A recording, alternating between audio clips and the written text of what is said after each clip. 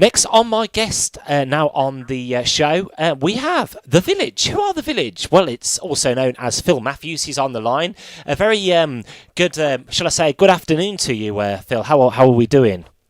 Good afternoon. I'm fine. Lovely to speak to you. I am The Village, as you so rightly said. I guess more of a Hamlet when I'm live than on record. So in The Village, how many are there? Are you a one-man band? I am. Oh, okay. Some people say I'm a one-man who ought to be banned, but the wonders of modern recording technology allow me to be as big a band as I want, because obviously I don't have to play all the instruments at the same time. I can record each track as I go along. Yeah.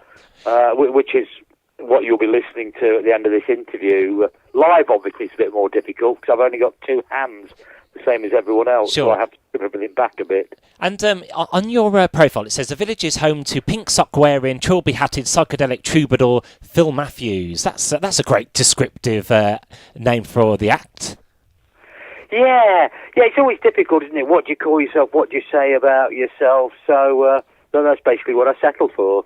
Oh, great stuff. And you have a few EPs out at the moment. So if people look at iTunes, The Village, you have a few songs on there as well? Yeah, it's arguable as to whether they're EPs or LPs, as we used to call them in the old days, because there's three out at the moment. The first one, Welcome to the Village, has 7 tracks. Yep. The second one, called Voodoo Skull, has 8. And then the current one, Carnival of Fools, has 10. And I'm just about finished the follow-up to Carnival of Fools, and that looks to be settling at somewhere around about the 9-song mark. Sure. And Welcome to the Village, that was released in 2014. The opening track, That's the Way It Is. I really like that track, actually. It kind of... I tell you what, it cuts straight to the chase, don't it? If someone doesn't like something, then it's tough cookie, isn't it? It is. I mean, it's interesting because, without boring you about the details about how The Village came about in the first place, I'd recorded 6 tracks for the album, which I knew was going to be called Welcome to the Village. And then while I was recording the last couple, I had this idea which became That's the Way It Is, which is the opening track of Welcome to the Village. So, although it starts the album, it's actually the last one physically to be completed as far as writing goes, and certainly as far as recording goes. So, The Village, where are you based, Phil, in the UK? I'm actually based in a place called Mickleover, just outside Derby. So not a million miles away from you, but not a journey you'd consider walking. And is it very rural where you live? Oh, no.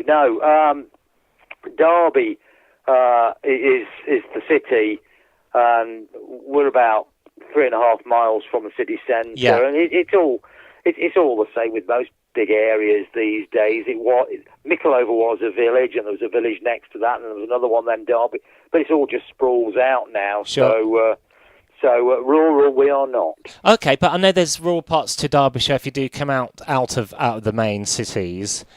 But there are. I mean, if you go up to Ashbourne and then into the Peak District, there's gorgeous scenery, lovely walks, and you can walk for quite a long time and only bump into the occasional other walker and not see anybody else. And all you've got for company from that is the sheep. Sure. And do scenic views inspire your writing at all? What, sheep? No, not sheep. Has never inspired my writing. Not sheep, but the surroundings. The surroundings. Sometimes I tend to get inspired by strange things.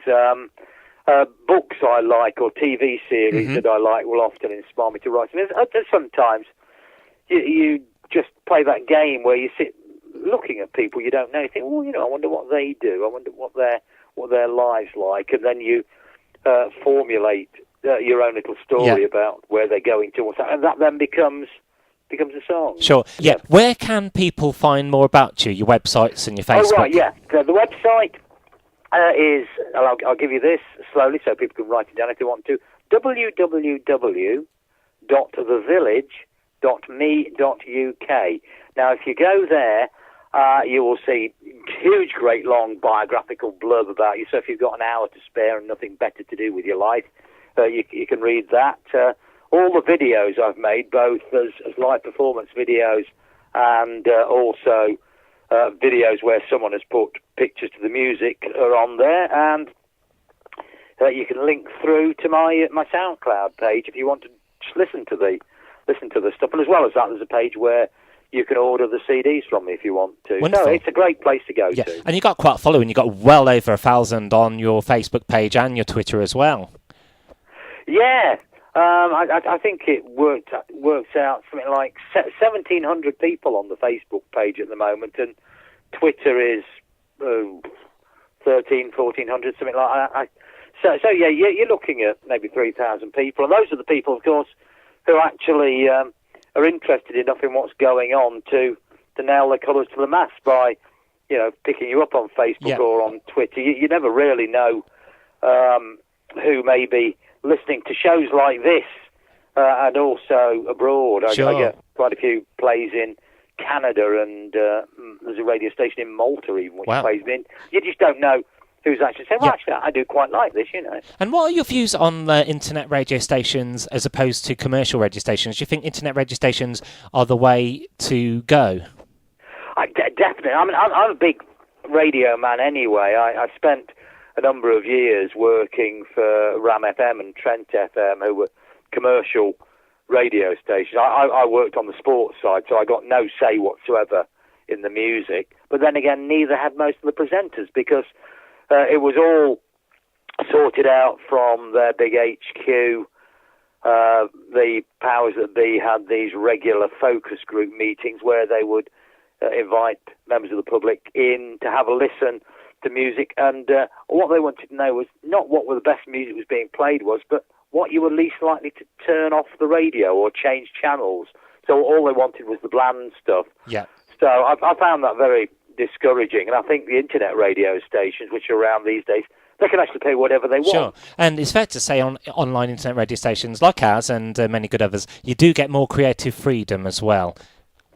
I think so. I mean, you've still got to have certain standards, haven't you? Mm-hmm. You can't just allow anybody to go out there and say what they want. Mm-hmm. But I think the way forward, certainly for independent artists like me, is definitely the internet. Both for getting my music played on shows like yours, but also getting the music out there. Because 25 years ago, I would have to have been picked up by a major or semi-major record label who were prepared to put big money behind me in order to get the music to a state where anybody could listen to it. But nowadays, you don't even need a label behind you. You can put it out digitally, and people go to the various sites, and if they want it, they download it or stream it, and if they don't, they still have that option. But I think that's created great freedom for the artist. Yeah, awesome. And we're going on to your new single now. Tell us more about that one. What's the story behind that one? Well,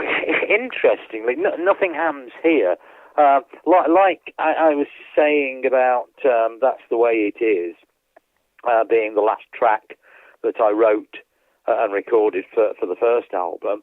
I just about completed all the tracks for the Carnival of Fools album, but I still had those bits and pieces to do. You record the majority of a song, and then you think, well, that still actually needs a bit tweak here, or maybe I just need to put that instrument there. While I was going through that stage, I suddenly found myself writing this song, Nothing Happens Here, and the idea behind the song was that when you're a child, you play your games, you have your fun, you pretend you're cowboys, you pretend you're knights of the realm, all that sort of thing.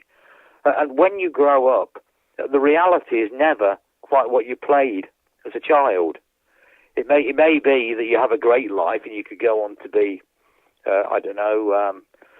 president of the USA, or you could be the Pope or whatever. But that's never the way it was when you were a child. Mm-hmm. So the song is saying, hey, look, this is what I thought we were going to do when we were children. Yep. But when we've grown up, had a great time, but it wasn't what I thought it was going to be. So it's capturing the essence of your childhood, of what you were hoping to be when you're older, but turns out in the end you were something else. Yeah, well, certainly what you thought you were, whether that was what you hoped to be, that's certainly how you thought your life was going to pan out. Sure. Right, well, we're going to get it on now. This is The Village, a.k.a. Phil Matthews. Thank you so much, Phil, and Wonderful. It's great to speak to like-minded people like yourself. Brilliant. Thanks. Thank you. Great stuff. Thank you, Phil.